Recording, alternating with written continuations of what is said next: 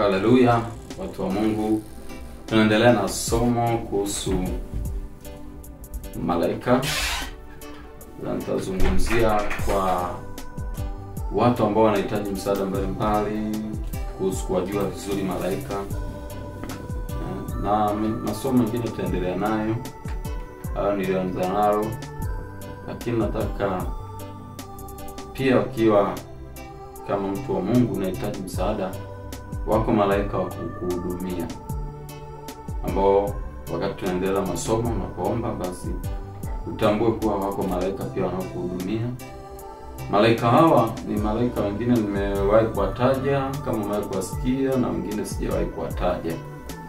Katika ulimwengu wa roho iko hivi. Wakati nipo kwenye kitengo kile cha wakuu wa giza. Wakuu wa giza ni kitengo ambacho mfumo wake mzima kwanza ni wa juu sana, kwa sababu ule kwa tunajua makundi mengi ya malaika na kazi zao. Kwenye practice pale elimu ile ya juu zaidi na kwenda kwenye utendaji sasa wa vitengo vya kuagiza hapo angani katika madhabahu za anga. Kwa hiyo hawa tulikuwa tunakutana nao na kuongea nao, wakati mwingine tunawaona wanapoenda kufanya damu, na ikati nyingine ni jeshi ile ambalo wakati vita ilikuwa ikitokea, basi unaona hili ni kundi la malaika fulani kupigana na kundi fulani la wafalme wa giza. Sasa malaika wapo aina nyingi kama nilivyosema, lakini wako malaika wa damu ya kila siku.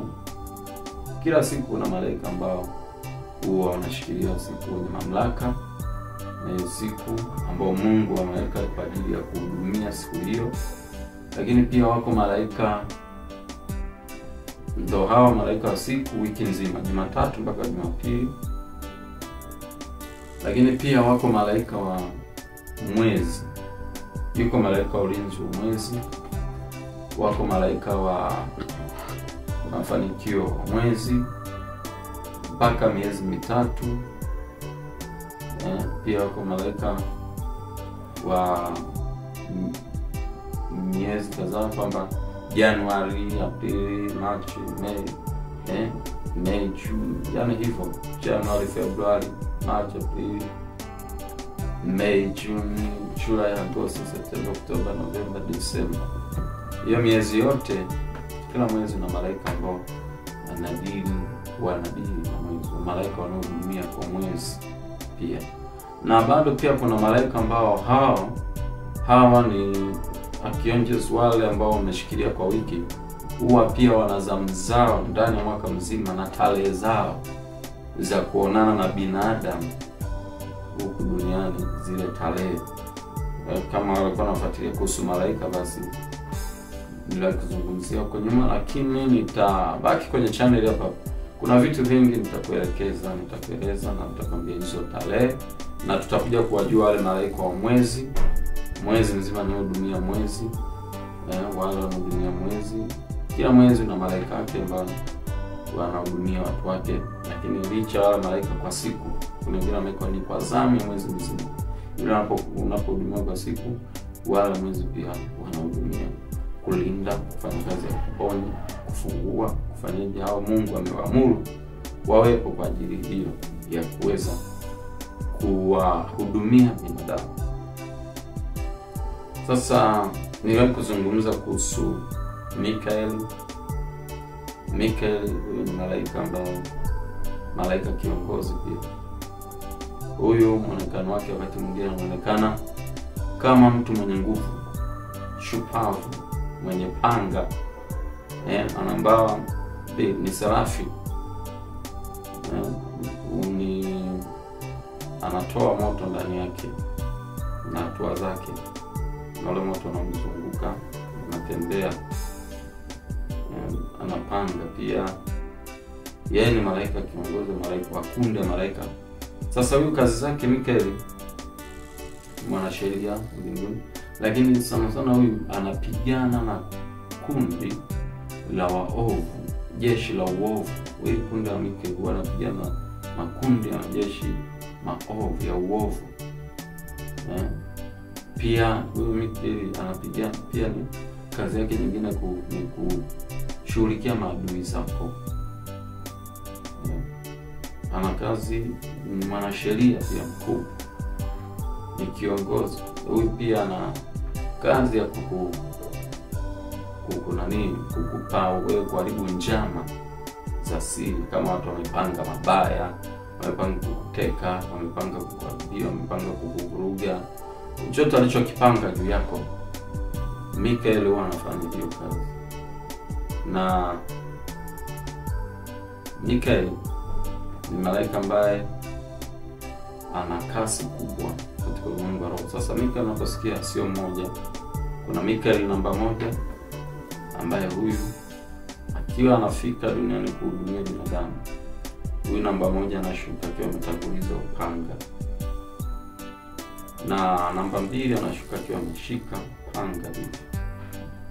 Namba 3 panga zinatoka ndani yake humu, kwa hiyo akiwa kwenye vita zinatoka ndani yake panga. Mikaeli namba 4, huyu mwenyewe huwa anakuja akiwa amenyosha kwanza anapanda juu sana, afu anakuja akiwa amebingika hivi. Namba 5 hivyo anaenda juu, anashuka kwa kasi, ila panga anakuwa ipo kwenye mshipi wake, yani ndani hapa kwenye nani yake, kwenye maungo yake hapa kwenye mshipi fulani, anakuwa huko hapo. Hao wote wana kasi kubwa sana na ni hatari. Malaika ni archangels, malaika wakubwa. Lakini pia Mikaeli ana kazi ya kukufundisha, ana kazi ya kukuelimisha, ana kazi pia ya kukuotesha ndoto. Na aina pili ya malaika, huyu malaika ni Gabriel. Gabriel huyu ni kerubi. Kerubi huyu huwa ndani yake kama huyu wa kwanza. Yeye sasa usipokuwa kerubi wao hawana moto, yeye kerubi ana radi, mianga ya radi zinapiga na zile ngurumo zinatoka ndani yake muda wote za radi, yani huwezi kukaa. Hao wote, hata Mikaeli huwa ana ngurumo ndani yake muda wote. Huwezi kaa hivi ukamwona hivi, huwezi kukaa ukastahimili uwepo wake. Maana yake hao ni viumbe ambao Mungu ndani yao amewekea nguvu kubwa. Huwezi kusema ile ngurumo sawa sana radi iliyopiga kwako hapo, ile ngurumo sasa ni muda wote. Na hawa muda wote wana utisho. Kuna vitu ambavyo huwa ndani yao, yani zile ngurumo za radi zile zinapiga muda wote, huwezi kustahimili. Na pia Mikaeli anaonekana kama silver, na hivyo ana nguvu, ni jitu pande lina nguvu na ni shujaa, ni umbo la kerubi ambaye kama silver hivi, rangi yake nyeupe, sio nyeupe sana, yani ipo katikati, lakini macho yake yanatoa miale ya mwanga mweupe sana kwa utukufu. Nguvu za fulani za kimungu ziko kwenye yeye, hatoi moto kama Mikaeli. Mikaeli ana moto utukufu wale, lakini Gabriel wana nguvu ya utukufu pia ya miale ya mwanga mkubwa ndani ya macho yake. Lakini pia anapoongea anaongea kwa sauti kama ya maji na nguvu, na wakati mwingine wao wanaonekana kwa namna tofauti. Lakini huyu Gabriel pia namba 1 hivyo anashuka akiwa ametanguliza upanga. Namba 2 anashika hivi, akiwa ameshika. Namba 3 anashuka hivyo kwa staili kama nilivyozungumza kwa Mikaeli. Lakini namba 3 upanga zinatoka ndani yake. Namba 4 ni kama nilivyozungumza. Wote ni malaika wakubwa. Gabriel kazi yake ni nguvu, kukupa nguvu sasa za kushinda maadui kama umepungukiwa nguvu za kiroho. Lakini ni messenger, analeta ujumbe maalum wa muhimu kwa mtu. Lakini ndiye tupae nguvu, Bwana tupae nguvu ya kupata ile nguvu, ni huyu Gabriel kuleta utajiri, na yeye katika siku zile kati ya wale angels wa wiki wale huwa anatawala siku ya Jumatatu Gabriel. Na yeye pia anaotesha ndoto, pia anazungumza, anakuepusha na mabaya, na anaweza kufanya vita pia. Gabriel anaweza kufanya vita. Lakini wengine pia nilivyosoma kwa kule kwenye elimu ya practice, ni kuna huyu mwingine anaitwa huyu Urieli. Huyu malaika anaonekana kwenye mikono wake kuna moto. Huonekana kwa mkono ulio wazi ulioshika moto. Huyu Urieli moto wake uko kwenye mikono, lakini mkono wake hapa ni kama umefunikwa na huo moto, yaani mkono ulio wazi, maana yake umetanda moto tu, anaonekana hivyo. Na huyu kazi yake wakati mwingine pia anaonekana kama ameshika kitabu kinawaka moto, kile kitabu cha mwana kondoo, kitabu cha hukumu, kitabu cha ushindi, cha majina ya watu walioandikwa. Lakini wakati mwingine anapoonekana hivyo ameshika kitabu, kile kitabu kinakuwa na nguvu na moto. Na kazi yake huyu ni kuupa ufahamu, mwanga na hekima. Akupa ufahamu, mwanga na hekima, akili, na kusaidia kutatua migogoro yote ambayo unakutana nayo kwenye maisha yako. Mtume huyu Urieli huyu anakupa ufahamu, hekima, anakupa mwanga wa ufahamu, kupata hekima, akili, na kusaidia kutatua migogoro mbalimbali. Migogoro yote ambayo imekutatiza na kushinda, basi ukimtuma huyu anaenda na kusaidia. Lakini pia unamtuma kwa jina la Yesu. Baba, mwambie Mungu anapokupa hekima, Mungu ni huyu anayekuletea hiyo hekima na kukusaidia hekima. Migogoro yote anakupa unyenyekevu wa kutatua hata masuala mengine ambayo yameshindikana. Bwana akupa hekima, kwamba mtu amepungukiwa na hekima na aombe amkupe hekima, maana hekima huyu analeta hiyo hekima na kuupa mwanga, ufahamu, yani kuwa na akili njema. Watu wengi wanafungwa kwa sababu ya ufahamu umefungwa. Hawaokoki kwa sababu ufahamu umefungwa. Hawataki kuacha maisha ya dhambi kwa sababu ufahamu umefungwa. Lakini huyu ukimuita kwa jina la Yesu, anakufungua ufahamu na akili pia. Kwenye masuala ya elimu, masomo, elimu, anasaidia sana. Ukimtanguliza huyu ufaulu kwenye masomo yako, ufanye vizuri kwenye vyeti vyako, ufanye vizuri kwenye interview yako. Akili, yani unaweza kujibu mambo kama kina Daniel, kina Meshaki, yani wanajibu vitu, wanaongea vitu, wanapambana hata ndoto ambazo binadamu wa kawaida waliota, lakini hawezi, hata waganga walishindwa kufafanua zile ndoto. Lakini Daniel, Mungu alimpa hekima na akili, ufahamu na mafunuo ya Roho Mtakatifu ili aweze kupambanua zile ndoto. Sasa ile hekima na hizo akili huwa anatoa huyu ni anaweza kusaidia kumpa mtu hivyo, na penye mgogoro anaweza kutatua huo mgogoro na kwa kufanya kawa sawa zaidi. Lakini pia mwingine anaitwa Kamael au Chamael. Huyu jina la utani, baadhi ya jina tatu kwa tukumuita huyu anaitwa Samaeli. Huyu ni malaika ambaye akitembea amezungukwa na mwanga wa pinki.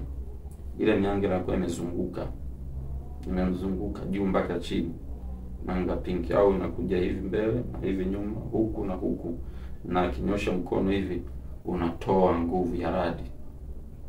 Yaani radi zinapiga hapa kwenye mkono wake, akinyosha hivi ni mianga mikali, nguvu kali sana inatoka ndani yake na kusambaratisha maadui.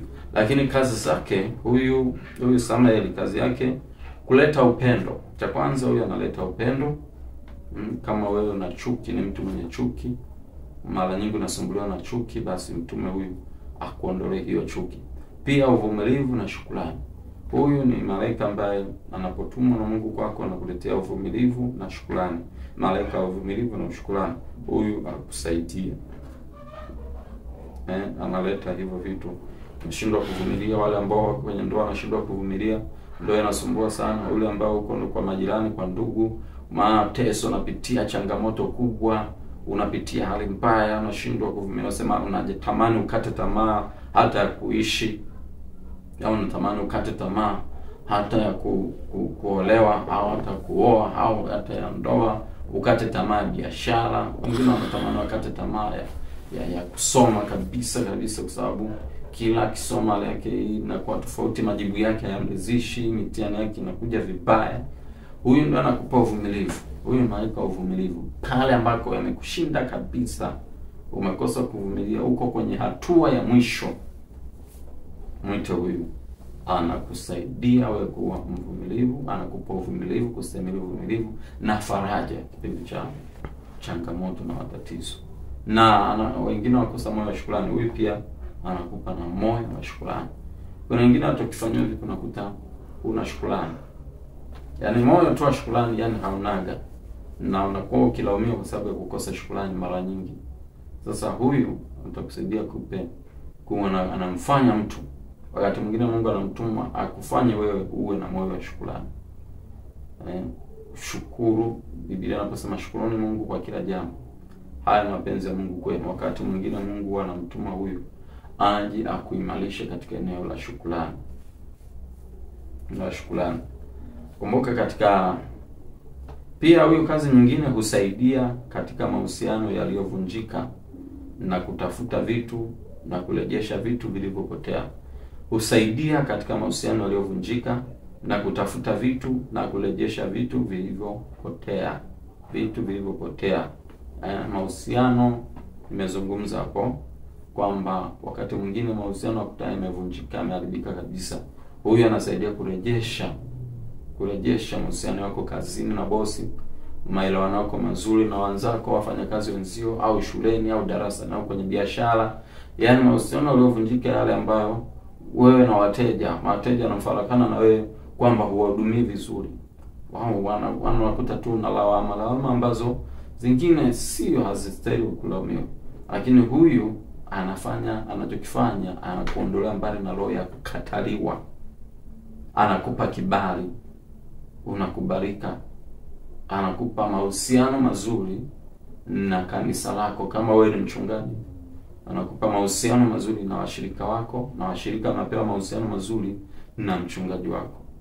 Kwa hiyo unakuta kama kwenye kwaya, huyu anasaidia kuweka mahusiano, yani maelewano, mahusiano mazuri, hali nzuri, anaboresha, hataki taharuki zitokee kwa watu waliombwa na Mungu.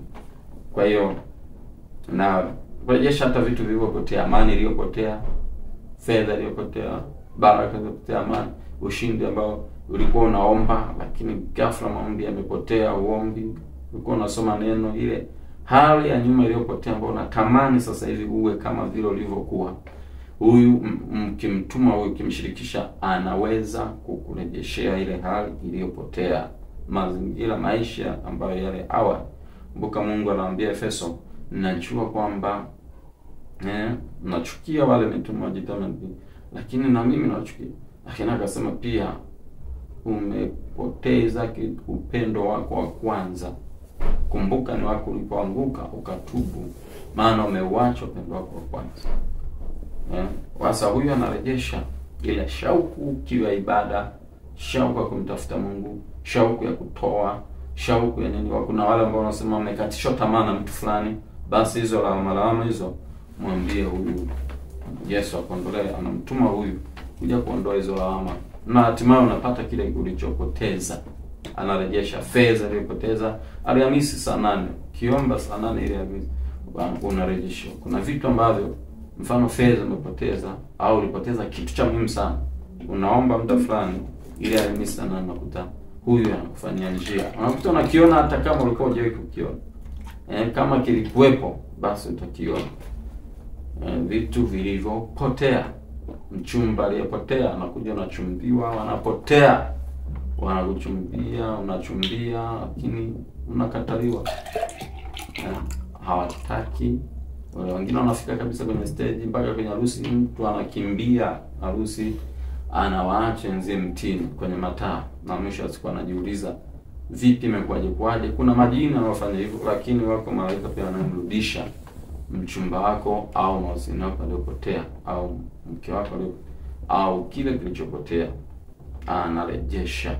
anarejesha miaka ambayo ilipotea. Kuna miaka ulipoteza kwenye struggle, yani bado mpaka sasa hivi bado una hali ile. Sasa huyo anarejesha heshima yako, anakurejeshea kile kilichopotea. Malaika mwingine huyu ni Zofieli. Jofieli. Jina lingine Zofieli. Tukao tunamuita Jofiel au Zofieli. Huyu ni malaika ambaye kazi yake ni kwanza, huyu muonekano wake ana aula ya njano. Ana aula ya njano. Kazi yake huyu ni kuleta furaha, lakini kazi nyingine ni uzuri na mwanga. Analeta uzuri na mwanga. Huyu yani kufanya furahini siku zote katika Bwana. Ile Filipo 6 mstari anasema furahini katika Bwana, tena anasema furahini siku zote. Haja zenu zijulikane na Mungu. Msisumbuke kwa neno lolote, bali katika kila neno sana kuomba na haja zenu zijulikane na Mungu. Yaani pale Paulo anaposema furahini katika Bwana, tena anasema furahini, huyu ndiye anayeleta hiyo furaha. Nitakupa siri mwisho, ufuatilia mpaka mwisho. Nitakwambia jambo moja hapo. Na uzuri, yani hali ya uzuri. Usijichubue. Uzuri wa moyo, uzuri wa nje pia huyo analeta uzuri. Kwa namna unavyotaka. Uwe mzuri kiasi gani, wa moyo safi, uzuri wa nje, uzuri wa ndani, huyo anakusaidia kukuimarisha. Kama una roho mbaya na unalaumiwa kila sehemu, roho mbaya, hujali, una basi huyu mwambie kurekebisha. Mtume huyo arekebishe, akuondolee hiyo moyo mbaya. Lakini kingine, kunyonya habari na kunyonya na kuondoa nguvu hasi, yani uchawi. Huyu anaiba asili. Kuna wengine unakuta wanaoteshwa siri fulani, unakuta unaoteshwa kwamba kuna nguvu za adui, kuna uchawi unakufuatilia, majoka na kukimbiza nini, wanga sijui nini, wanakimbizwa na masimba na ng'ato na nyoka nini, kuna njama inaendelea ulimwengu wa roho mbaya. Sasa huyu anafyonza na kuibia ile habari, yani ana ile tracking ya kukuletea, ana track kwa habari za wachawi walizopanga watu wabaya na kuletea, na yeye pia anaweza kuondoa hiyo. Na huyu unaweza kumtuma aharibu kila habari mbaya, habari hasi, nguvu ya kishetani iliyoko inayotaka kila wakati na kudidimiza. Hiyo habari mtu amekutamkia mabaya, amekutamkia laana, basi unaiondoa hiyo nguvu hasi, yani laana, uchawi, uganga, ushirikina, mitego, ulozi. Hii anaondoa, na kazi yake anafyonza, na wakati mwingine anaiua kule kabla haja kufikia hiyo nguvu hasi hiyo, anaimaliza huko hiyo njama. Kwa hiyo huyu malaika wa kunyonya habari mbaya na uchawi, mambo ya uchawi, wampanga njama mbaya, anaondoa na haribu na anaisambaratisha. Lakini Zadkiel huyu ni malaika mwingine. Zadkiel maana yake spelling zake ni TZADKEIEL. TZADKEIEL. Zadkiel huyu katika elimu ya practice tukamuona muonekano wake, anaonekana kama ameshika kitabu au daga. Na kusema kitabu niko kitabu cha nguvu za Mungu. Yaani chenyewe ni moto, ni kina nguvu za radi na moto.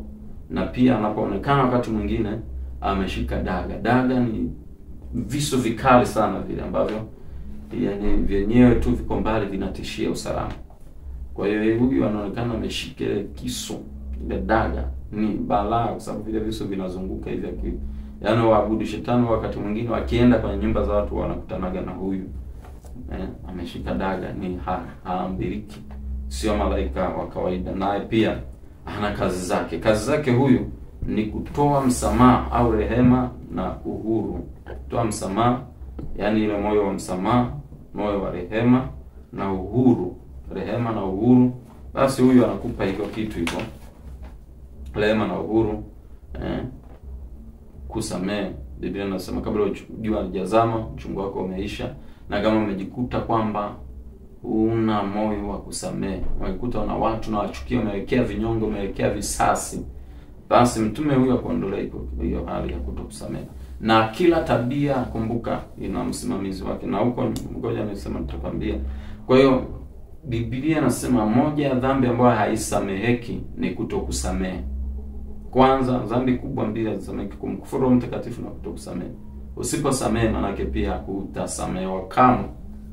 Huyu ndio anafanya kazi ya kutangaza, kuleta msamaha. Anaweza kumwingia rais akatangaza msamaha wa wafungwa sijui nini. Anaweza kumwingia mtu akatangaza msamaha dhidi yako. Umemkosea mtu na mtu amekuchukia, amekuwekea kinyongo cha miaka, mtume huyu aende akamrekebishe yule, atangaze msamaha kwako.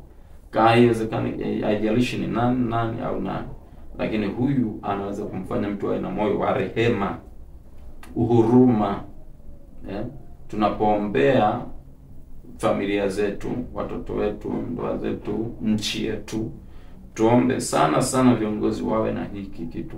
Na huyu ndio wa kumtuma alete rehema, au watu wawe na moyo wa huruma. Maana bila si watu wa binadamu wanakuwa kama wanyama, wanakuwa wakatili na kuna rehema, kwa sababu ya uvamizi wa nguvu za kishetani ndani yao. Husaidia pia kuleta kumbukumbu ya uponyaji na kukupa msukumo ukumbuke yale Mungu aliyokutendea. Huyu husaidia kuleta kumbukumbu Mungu alivyokuponya, alivyokutoa, lakini anakupa kukusaidia pia ukumbuke, anakukumbusha, kumbuka Mungu hapa alikutendea. Lakini pia anakukumbusha hata huyo unayemwona mbaya, kumbuka lakini alikufanyia wema huu, alikufanyia jema hili na hili na hili. Sio yote alikufanyia mabaya. Huyu anafanya kazi sasa, anakukumbusha. Maana wakati mwingine unaweza kutendewa mema mengi, lakini kwa sababu ya baya moja tu unasahau yote. Sasa wengi nafarakana na watu wa muhimu kwa sababu ya hiyo nguvu ya kufarakanishwa. Huyu analeta ile kumbukumbu. Kimtuma analeta kumbukumbu kwamba angalia hapa pia pamoja na ubaya wake umekuwa hivi. Huruma, ingia na huruma. Hebu msamehe hata katika hili. Hebu mrehemu hata katika hili. Tangaza msamaha hata katika hawa. Wahurumie watoto wako, wahurumie vijana.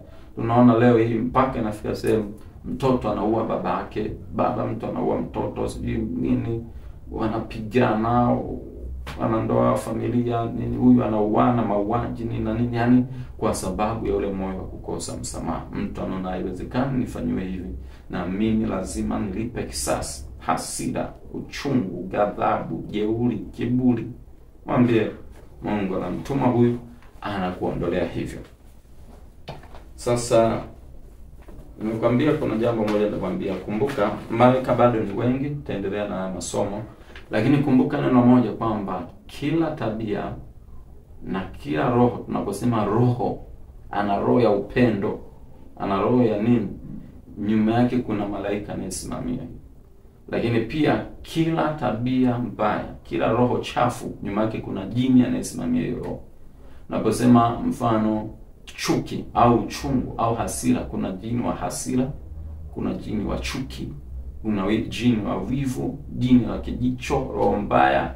Unaposikia roho mbaya kutoka kwa ikamwingia Sauli, yule ni jini alimuingia. Kila tabia, kila roho, unaposema roho chafu, kuna jini nyuma yake yupo. Na kila roho njema, roho nzuri, njema ya kimungu, ya ushindi, ya nguvu za Mungu, uwepo, nyuma yake kuna malaika anayeshikilia hiyo. Na kwenye vitabu